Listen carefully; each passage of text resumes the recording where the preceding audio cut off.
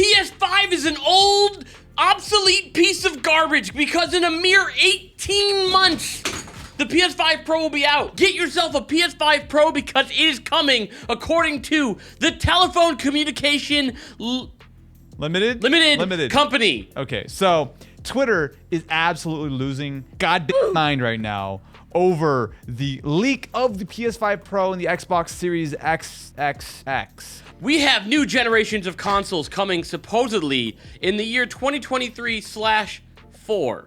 But So- here's the thing. I gotta drink some Pure Leaf tea to wash down the salt in my mouth right now. Just pause for a second.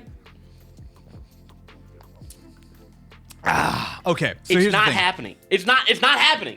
TCL is a well-respected TV manufacturer. They had a presentation from this morning, at least as of recording this video, you're probably watching it yesterday, where they break down how game consoles have helped kind of drive innovation in the TV space forward. They claim Bold claims. 4K 60 to 120 for the render resolution, 8K 60 to 120 for the output resolution, and we get an extra little nugget here. We are going to be using a RX 7700 XT GPU, a new generation, something that does not exist yet. Is this trending right now that everyone is convinced? It is absolutely wrong. Now, I will not sit here and tell you that in 2023 or probably more likely 2024, that we may not get a new PS5 or a new Xbox. That's totally possible. No, I feel not like we based on will. this. Let's unpack the first thing.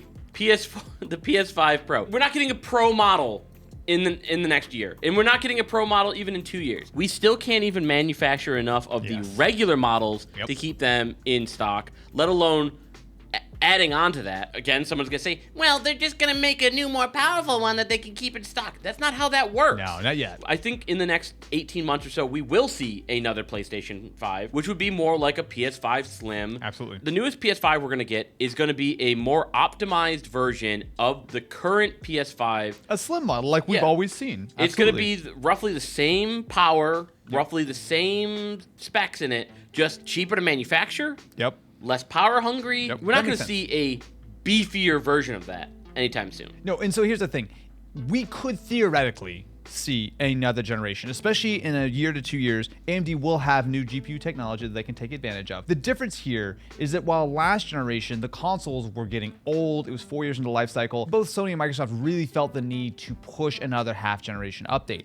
Now, it is possible that the PS5 and the Xbox will see a mid-generation bump, but what I think is a lot more likely is we're going to see a slim console. Maybe we see a bump to the Series S. Now, that is something 2 years from now I could believe. I could believe that we're going to see a Series S that is closer to the Series X in terms of performance at around that same kind of price. That would make sense to me. But in the world we live in which chip shortages are making things more expensive, not less expensive, even the idea of a slim console is not a guaranteed lock, right? The other thing to unpack on this is I don't think TCL's wrong. The other specs that TCL has on here is going to be, 8K 60/120, whatever. I don't think these specs are wrong for a PS5 Pro. I just think the date that they say that these are coming out are wildly wrong. Anyone who's ever looked at tech can just surmise these because these are just the next logical step in anything that we're doing. Not even. Look, they say that the Xbox One and PS4 was 720p and output at 1080p. Not really. Most games were 1080p on the PS4 at least. Same thing, the Series X and the PS4 Pro was 1080p and 4K output. No, a lot of games were actually 4K. Like, they're trying to set it up of like, hey, game consoles are getting more and more powerful. They're pushing higher resolutions, higher frame rates, which is true.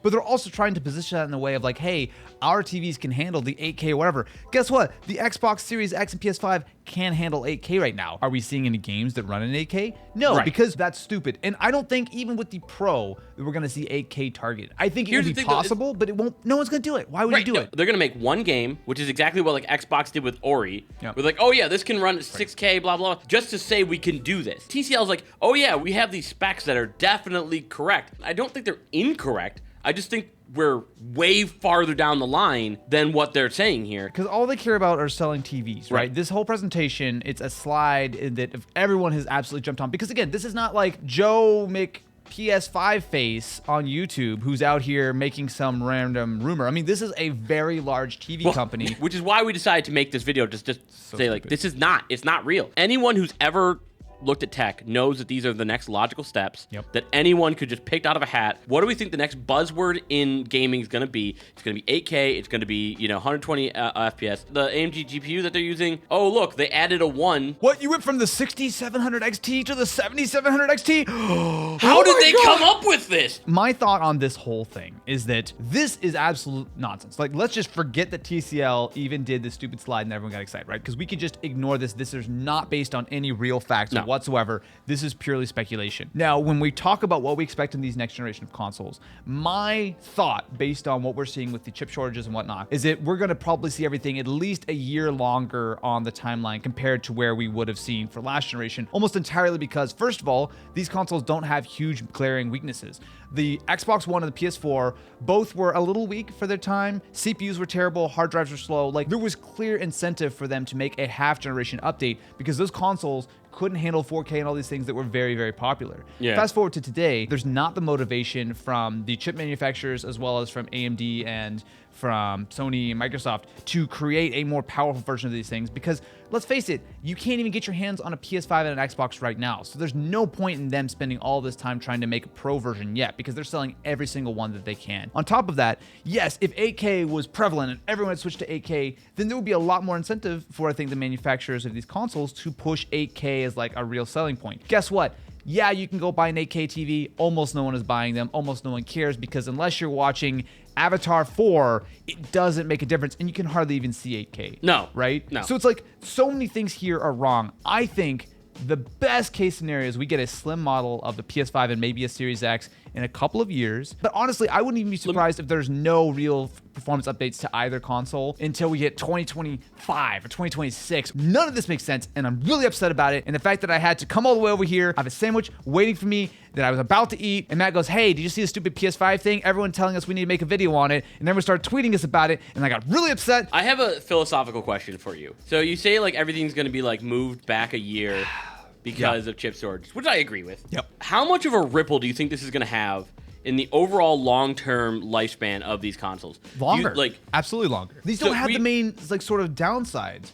Again, there's nothing wrong with the PS5 or Series X. It has a great CPU, very capable GPU, plenty of memory, fast SSD. Like last generation, there were just huge gaping holes and they were not ambitious consoles. And it made it really easy for them to bolt on a big GPU and instantly rectify a lot of the things and help the marketing of the One X. well, like, so, okay, last generation was about 7 years. Yeah, 2013, 2020. Yeah, so we kind of been saying like, oh, we're expecting something similar from this generation. This is before chip shortages. Do we think now that the lifespan of this generation is more like 8, 9, 10 years It could because of like how this is rippling through the industry? It's because when they do finally start making a Pro, if we're still having chip shortages, which is a very real possibility right now. A lot of projections have said this is going to go into 2023, 2024. It's not like, oh, we're just going to start making the Pro chips, which makes the non-Pro chips more prevalent. No, it means they have to stop making these non-Pro. There's only so much room on the manufacturing line